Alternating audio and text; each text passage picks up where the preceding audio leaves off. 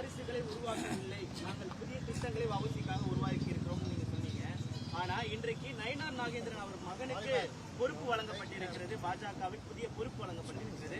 அது வாரிசு அரசியல்ல வராதா? இல்ல, அதாவது 23 தலைவர்கள் பிரிவுகள், 23 பிரிவுல அவருக்கு ஒரு பிரிவு வழங்கப்பட்டிருக்கிறது. நாங்க அவர் தான் உதயநிதி மாதிரி எல்லாரையும் பின்னால தள்ளிட்டு அவருக்கு அடுத்தவர்னு வைக்கலையே. நயினார் நாகேந்திரனுக்கு அடுத்த பொறுப்புல தம்பி இல்லையே. 23 பிரிவுல அவர் ஏற்கனவே அரசியல் அனுபவம் பெற்றனால 23 பிரிவுல ஒரு பிரிவா இருக்க. நீங்க திமுக என்ன செய்றீங்க?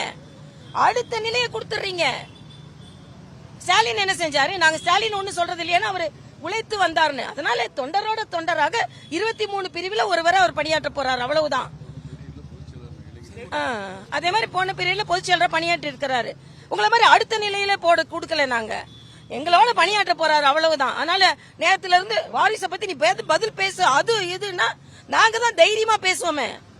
உங்களுக்கு தான் வரிசை கட்டி வாரி நிக்க. நான் கேட்கிறேன், எங்க மரியாதைக்குரிய அமித்ஷா சொன்னார் 18 கோடி பேர்ல தான் ஒருத்தர் தலைவரா வர முடியும். உங்களால சொல்ல முடியுமா? 18 கோடி பேர்ல தான் ஒருத்தர் தலைவரா வர முடியும். உங்களை சொல்ல முடியுமா? சொல்ல முடியாது. ஸ்டாலின் குடும்பம் அன்னைக்கு சிஇஓ ஆயிட்டாரு. இன்பநிதி முதல் ஸ்டெப் சிஇஓ ஆவாரு, அப்புறம் சிஎம் ஆவாரு. முடியாது, நாங்க விட மாட்டோம். ஆனாலும் உங்களோட அடி அப்படித்தானே எடுத்து வைக்கிறீங்க.